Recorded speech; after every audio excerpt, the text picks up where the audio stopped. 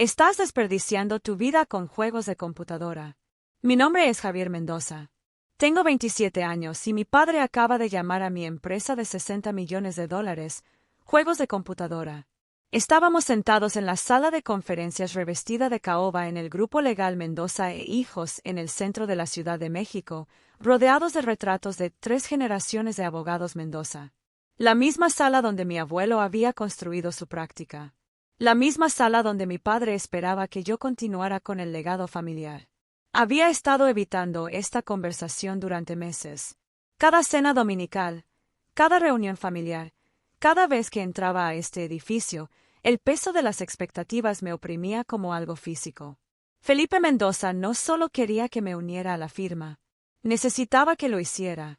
La placa en su escritorio decía, Felipe Mendoza, socio senior, pero lo que realmente quería era que la mía dijera Javier Mendoza, socio junior para Navidad. La firma necesita sangre joven, dijo, ajustándose la corbata azul marina. Una perspectiva fresca. Tienes el título de abogado. Pasaste el examen de la barra. ¿Qué más necesitas? Lo que necesitaba era que entendiera que Sistemas Cumbre no era un hobby. Mientras él preparaba informes para fusiones corporativas, yo estaba construyendo una infraestructura de backend que automatizaba esos mismos procesos. Mientras él cobraba a los clientes $300 la hora por revisar contratos, mi software escaneaba miles de documentos en minutos. Pero explicar eso a Felipe Mendoza era como explicar el color a alguien que solo había visto en blanco y negro. Aprecio la oferta, papá, pero tengo algo más en mente. Se recostó en su silla de cuero, la misma que su padre había usado. ¿Algo más? Javier, tienes 27 años. Este no es el momento para hobbies. Este es el momento de construir una carrera real. Podría haberle hablado sobre la ronda de financiamiento Serie B que cerramos hace 3 días. Podría haber mencionado la oferta de adquisición que tenía en mi bandeja de entrada de una firma de automatización en la nube en Monterrey. Podría haberle explicado que las soluciones de backend de Cumbre ya estaban siendo utilizadas por empresas Fortune 500 que probablemente había escuchado mencionar. En cambio, solo me senté allí, mirándolo gesticular hacia los títulos de abogado en la pared como si fueran estandartes de batalla. Mi madre, Donna, entró con café, sus tacones haciendo clic contra el piso de madera. Había sido la contadora de la firma antes de casarse con mi padre, cuando Mendoza e Hijos era solo Mendoza y Deseos. Ahora, manejaba las inversiones de la familia y se aseguraba de que todos conocieran su lugar en la jerarquía. ¿Hablan del futuro de Javier?, preguntó, poniendo el servicio de café. Estamos tratando, dijo Felipe. Tu hijo parece pensar que la programación es más importante que continuar con el negocio familiar. La forma en que dijo programación hizo sonar como si estuviera vendiendo drogas. Tomé un sorbo de café y sentí el sabor de la decepción. Algo cambió en ese momento. No era enojo, solo claridad. Había estado construyendo Cumbre desde mi 2º año de la Facultad de Derecho. Comenzó como un proyecto paralelo para automatizar la revisión de documentos para un abogado independiente que no podía permitirse asociados junior. Cosas básicas al principio, reconocimiento óptico de caracteres, marcado de palabras clave, coincidencia de patrones simples. Pero cuanto más trabajaba en ello, más me daba cuenta de lo roto que estaba todo el sistema. Los bufetes de abogados pagaban ejércitos de asociados de primer año para hacer un trabajo que el software podía manejar mejor, más rápido y más barato. Los clientes corporativos estaban siendo cobrados miles de dólares por procesos que podrían automatizarse. Toda la industria funcionaba con ineficiencia y todos estaban demasiado cómodos para cambiar. Así que lo cambié por ellos. Cumbre comenzó de a poco. Algunos abogados independientes, luego pequeños bufetes, luego clientes corporativos de tamaño mediano que necesitaban soluciones de backend para la gestión de contratos. Para mi 3er año de la Facultad de Derecho, estaba ganando más dinero con las licencias de software mensuales que la mayoría de los asociados junior en un año. Para cuando me gradué, tenía 12 empleados a tiempo completo y espacio de oficina en la Roma Norte. Mis padres sabían que hacía trabajos de computación a un lado. Pensaban que era una fase, algo para mantenerme ocupado hasta que entrara en razón y me uniera a la firma familiar. Habían visto el nuevo apartamento, el auto mejorado, el hecho de que ya no les pedía dinero. Pero en sus mentes, nada de eso era riqueza real. La riqueza real provenía de las horas facturables y las pistas de asociación y tu nombre en una puerta. Las señales de advertencia habían estado allí durante meses. Felipe me presentaba a los clientes como mi hijo, el futuro abogado, aunque nunca había expresado interés en ejercer la abogacía. Dana hacía comentarios sobre lo bueno que era que tuviera un pequeño negocio con el que jugar antes de tomarme en serio mi carrera. Los amigos de la familia preguntaban cuándo me uniría a la firma y mis padres respondían por mí. El mes pasado, Felipe había imprimido tarjetas de presentación. Javier Mendoza, abogado asociado, me las entregó como si fuera un hecho consumado. Por si cambias de opinión, había dicho. Las puse en el cajón de mi escritorio y nunca volví a mirarlas. El problema real no era que no entendieran la tecnología. El problema real era que no podían concebir el éxito si no se parecía al suyo. En su mundo, usabas trajes, llevabas maletines y medías tu valor en horas facturables. Construías algo que durara, algo que pudieras pasar a tus hijos. No entendían que yo estaba construyendo algo más grande de lo que jamás habían imaginado. Cumbre ya no era solo una herramienta de automatización legal. Nos habíamos expandido a la salud, las finanzas, la logística, cualquier industria que lidiara con flujos de trabajo de documentos complejos. Teníamos una solución. El software manejaba millones de transacciones todos los días, procesando contratos por miles de millones de dólares. Pero nada de eso importaba si no encajaba en su definición de trabajo respetable. El momento en que todo cambió fue cuando Felipe me entregó el acuerdo de asociación. Estábamos de vuelta en su oficina 3 semanas después de nuestra conversación inicial. Lo había llamado una reunión de estrategia, pero podía ver la carpeta de documentos gruesa en su escritorio desde el otro lado de la habitación. Dana también estaba allí, sentada en la silla del cliente como si esto fuera algún tipo de intervención. Hemos estado pensando en tu futuro, dijo Felipe, deslizando la carpeta sobre su escritorio. Y hemos decidido acelerar la línea de tiempo. Abrí la carpeta y vi mi nombre en la parte superior de un acuerdo de asociación junior. No era una oferta, no era una propuesta, era un acuerdo con líneas de firma y fechas efectivas ya completadas. Estamos preparados para traerte como socio junior de inmediato, dijo Dana. Sin años de asociado, sin probarte a ti mismo. Comenzarías con una participación del 15% y beneficios completos. El 15% de Mendoza e Hijos valía tal vez $2 millones. Buen dinero según la mayoría de los estándares, más de lo que la mayoría de la gente de mi edad vería jamás. Pero yo estaba sentado sobre una empresa valorada en $60 millones, y me estaban ofreciendo lo que parecía ser dinero de bolsillo. Esto es generoso, dije con cuidado. Es más que generoso, respondió Felipe. Es familia. Fue entonces cuando entendí. Esto no se trataba de mi futuro. Se trataba de su miedo. Habían construido algo de lo que estaban orgullosos, algo que significaba todo para ellos, y tenían terror de que muriera con ellos. La oferta de asociación no era una oportunidad. Era un salvavidas. Miré la línea de la firma y me di cuenta de que estaba en una encrucijada. Podía firmar los papeles, tomar la asociación y pasar los próximos 30 años de mi vida construyendo el sueño de otra persona. O podía alejarme y construir el mío. Necesito tiempo para pensar en esto, dije. ¿Qué hay que pensar?, preguntó Dana. Esto es todo por lo que hemos trabajado, todo por lo que tu abuelo trabajó. Lo entiendo, pero necesito considerar todas mis opciones. El rostro de Felipe se endureció. ¿Qué opciones? Javier, tienes 27 años. Tienes un título en Derecho de la UNAM. Pasaste el examen de la barra. ¿Qué otras opciones podrías tener? Cerré la carpeta y la deslicé de vuelta sobre su escritorio. Te lo haré saber mañana. Esa noche, me senté en mi apartamento mirando 2 correos electrónicos. Uno era el acuerdo de asociación que Felipe había enviado a mi cuenta personal con una nota que decía: espero que tomes la decisión correcta. El otro era de Monterrey, confirmando los detalles finales de la adquisición de Cumbre. $60 millones divididos entre mis 4 cofundadores y yo, con la mayoría de las acciones en mi poder. No dormí esa noche, pero para la mañana sabía exactamente lo que iba a hacer. La noche siguiente, Conduje a la casa de mis padres en Polanco para lo que sabía sería nuestra última cena familiar en un tiempo. Dana había hecho un asado, mi supuesto favorito, y Felipe había abierto una botella de vino que probablemente costaba más que los pagos de la hipoteca de la mayoría de la gente.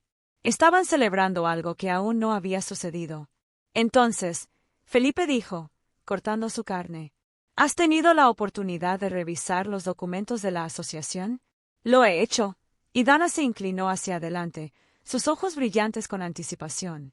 Dejé mi tenedor y los miré a ambos. No me voy a unir a la firma. El silencio se extendió como una respiración contenida.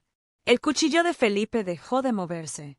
La copa de vino de Dana se congeló a mitad de camino hacia sus labios. Lo siento, dijo Felipe.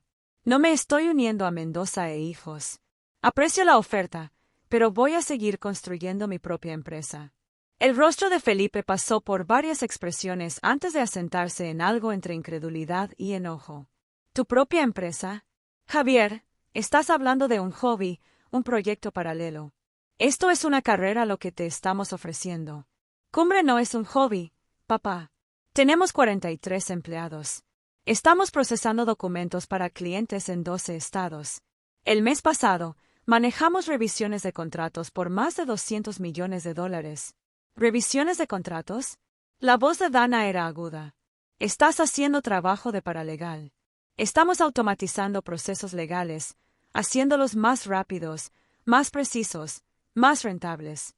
Estamos cambiando la forma en que opera toda la industria. Felipe se levantó de la mesa, su silla raspando contra el piso de madera. Estás automatizando trabajos. Estás dejando a la gente sin trabajo. ¿Entiendes eso? Estás destruyendo la profesión que tu familia construyó. La estoy mejorando. Tienes 27 años. Su voz resonó en el comedor. ¿Crees que sabes más que 3 generaciones de abogados? ¿Crees que tus juegos de computadoras son más importantes que todo lo que hemos construido? Fue entonces cuando algo dentro de mí se rompió. No en enojo, sino en una claridad absoluta. ¿Quieres saber lo que pienso? También me levanté, mi servilleta cayendo al suelo. Creo que tienes miedo. Creo que sabes que la industria está cambiando y en lugar de adaptarte, prefieres fingir que no está pasando. ¿Cómo te atreves? Creo que has estado cobrando a los clientes por un trabajo que podría ser hecho por software durante años y sabes que está mal, pero no puedes detenerte porque todo tu modelo de negocio depende de la ineficiencia. Dana golpeó la mesa con la mano. Basta. Y creo que, continué con voz firme, no me estás ofreciendo una asociación porque crees en mí. Me la estás ofreciendo porque estás desesperado. Las palabras quedaron en el aire como humo. El rostro de Felipe se había puesto blanco. Vete, dijo en voz baja. Felipe, comenzó Dana. Sal de mi casa. Su voz era mortalmente calma. Si piensas tan poco de todo lo que hemos construido, si crees que somos unos fraudes y unos fracasados, entonces no eres bienvenido aquí. Tomé mi chaqueta del respaldo de mi silla. No dije que fueran fraudes. Tú dijiste algo peor. Dijiste que éramos obsoletos. No, papá. Dije que tenías miedo. Felipe caminó hacia la puerta principal y la abrió. Cuando estés listo para disculparte, cuando estés listo para dejar de jugar con computadoras y empezar a construir una vida real, sabes dónde encontrarnos. Pasé junto a él hacia la fría noche de la Ciudad de México. Detrás de mí, escuché a Dana llorando. Eres una desgracia, gritó Felipe detrás de mí. Una desgracia para esta familia y todo lo que representamos. Me di la vuelta una última vez. Lamento que te sientas así. Pero no lo sentía. Mientras conducía de vuelta a mi apartamento, sentí algo que no había experimentado en meses. Alivio. La conversación que había estado temiendo durante años finalmente había terminado. Y lo peor había quedado atrás. Lo que no sabían era que los documentos de adquisición ya estaban firmados. Lo que no sabían era que había estado planeando este momento desde que tenía 22 años. Lo que no sabían era que en 18 horas estaría en un avión rumbo a Los Cabos. Pasé esa noche en mi oficina en la Roma Norte. No porque tuviera trabajo que hacer, sino porque necesitaba pensar. El equipo de Cumbre se había ido a casa horas antes, dejando atrás el suave zumbido de los servidores y el resplandor azul de las pantallas de monitoreo. Este era el lugar donde había construido todo lo que importaba para mí. Este era el lugar donde había demostrado que mis padres estaban equivocados. La adquisición por parte de Sistemas Bóveda en la Nube había estado en proceso durante 8 meses. No porque Cumbre estuviera en problemas, sino porque habíamos crecido más allá de lo que podía manejar solo.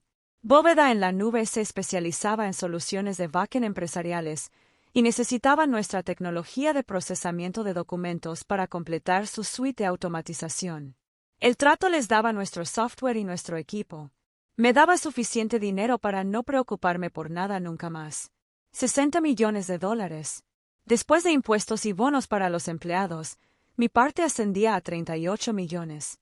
Había estado sentado con ese número durante 3 días tratando de averiguar cómo decírselo a mis padres. Una parte de mí había esperado que estuvieran orgullosos.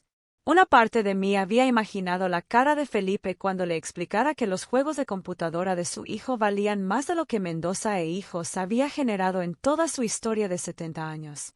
Pero la conversación durante la cena me había mostrado la verdad. No habría importado si Cumbre valía 6 millones o 600 millones.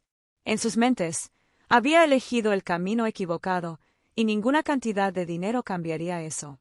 Mi teléfono vibró con un mensaje de texto de mi hermana Jessica, quien vivía en Monterrey con su esposo banquero de inversiones. Papá llamó. Dijo que tuvieron una pelea. ¿Estás bien? Respondí, estoy bien. Solo cosas familiares. ¿Quieres hablar de eso? No realmente, pero gracias. Jessica era la hija dorada que había hecho todo bien. MBA de Wharton. Casada con un hombre del que Felipe aprobaba. Vivía en una casa que parecía sacada de una revista. Nunca había cuestionado las expectativas familiares porque nunca había querido nada diferente. A veces la envidiaba por eso. Llegó otro mensaje, esta vez de mi socio comercial, Trevor. Bóveda en la Nube confirmó la transferencia. El dinero llega a las cuentas mañana por la mañana. Felicidades, millonario. Miré ese mensaje durante mucho tiempo. Mañana por la mañana, oficialmente valdría más dinero del que podría gastar en toda una vida. Mañana por la mañana, Cumbre pertenecería a alguien más. Y yo sería libre de hacer lo que quisiera. La ironía no se me escapó. Mis padres habían pasado la noche diciéndome que estaba tirando mi vida a la basura y en 12 horas tendría más libertad financiera de la que ellos jamás habían soñado. Abrí mi computadora portátil y comencé a navegar por sitios web de bienes raíces. No porque necesitara comprar algo, sino porque podía.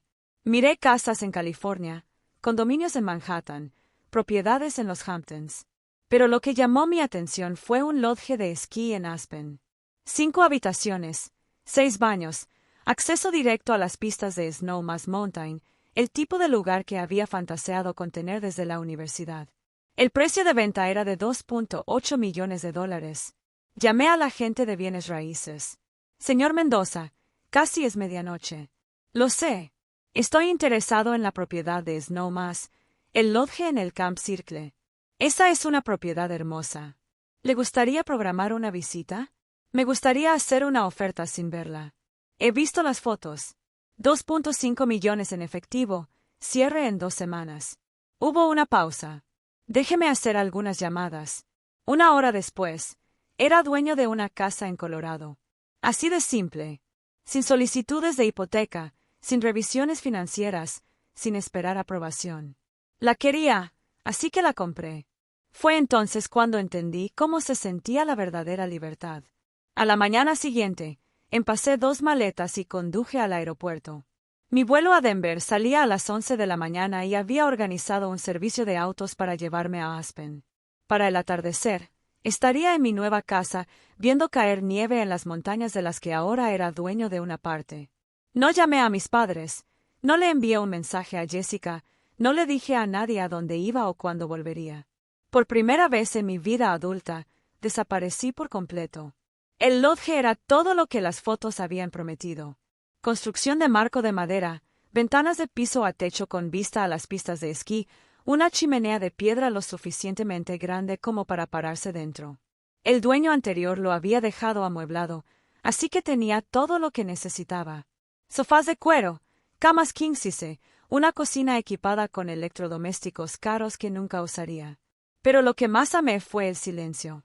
Sin llamadas telefónicas sobre horas facturables, sin conversaciones sobre pistas de asociación, sin presión para ser alguien más que exactamente quién era. Pasé la primera semana esquiando todos los días y leyendo todas las noches. Había traído una pila de libros que había estado queriendo leer durante años, más mi computadora portátil por si me aburría.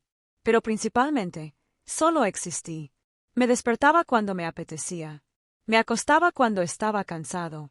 Comía lo que me apetecía. Para la segunda semana, estaba empezando a pensar en qué seguía. El trato con Bóveda en la Nube incluía un acuerdo de consultoría de 2 años, pero eso era principalmente para mantener estable a nuestro equipo durante la transición. Podía trabajar tanto o tan poco como quisiera. En el día 10, Trevor llamó. ¿Cómo te trata la vida en la montaña, hombre de la montaña? No me quejo. ¿Cómo va la transición? Sin problemas. El equipo de integración de Bóveda en la Nube sabe lo que hace. La mayoría del personal se queda y ya están hablando de expandir la oficina de Chicago. Bien. Ese siempre fue el plan. Javier, ¿puedo preguntarte algo? ¿Por qué no le dijiste a nadie lo grande que era esto? Quiero decir, tus padres, tu familia, 60 millones no es exactamente calderilla. Miré hacia las cumbres cubiertas de nieve que rodeaban mi lodge. Porque no habría cambiado nada.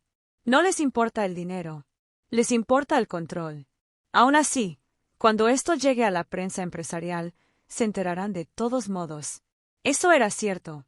La adquisición aún no se había anunciado, pero lo sería pronto. Bóveda en la Nube era una empresa que cotizaba en bolsa, y los acuerdos de este tamaño requerían presentaciones ante la SEC.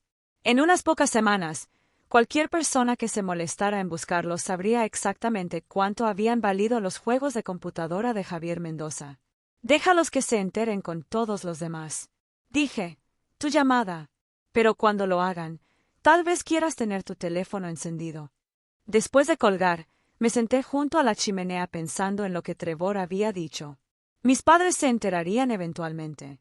Jessica probablemente llamaría. Felipe incluso podría tragarse su orgullo lo suficiente como para comunicarse, pero para entonces sería demasiado tarde para disculpas u ofertas de asociación. Para entonces, estaría exactamente donde quería estar. Lo suficientemente lejos para ver todo con claridad, lo suficientemente rico como para nunca necesitar su aprobación, y lo suficientemente libre como para construir lo que viniera después. Abrí mi computadora portátil y comencé a bosquejar ideas para mi próxima empresa. Algo más grande que Cumbre. Algo que cambiaría industrias enteras en lugar de solo mejorarlas. Afuera, comenzó a nevar de nuevo, y me di cuenta de que nunca había estado más feliz de estar en ningún lugar en mi vida. 5 semanas después de haber dejado Chicago, la predicción de Trevor se hizo realidad. La adquisición de Bóveda en la Nube apareció en la sección de negocios del Chicago Tribune un martes por la mañana, completa con mi fotografía y un titular que decía: fundador de empresa tecnológica local vende startup por $60 millones.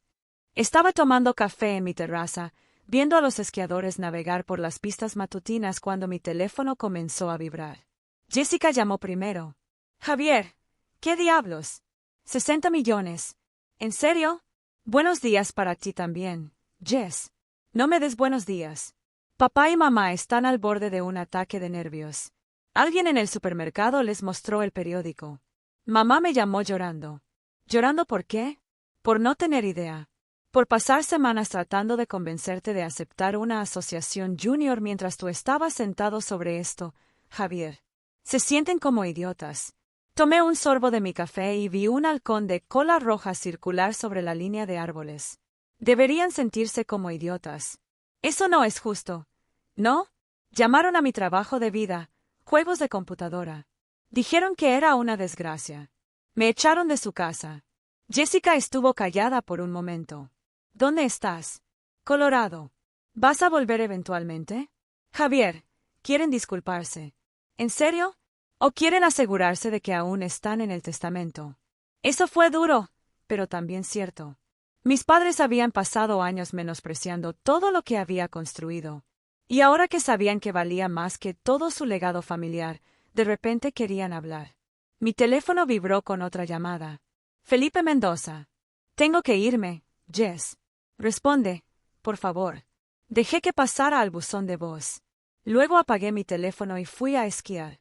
2 meses después, volé de regreso a la Ciudad de México.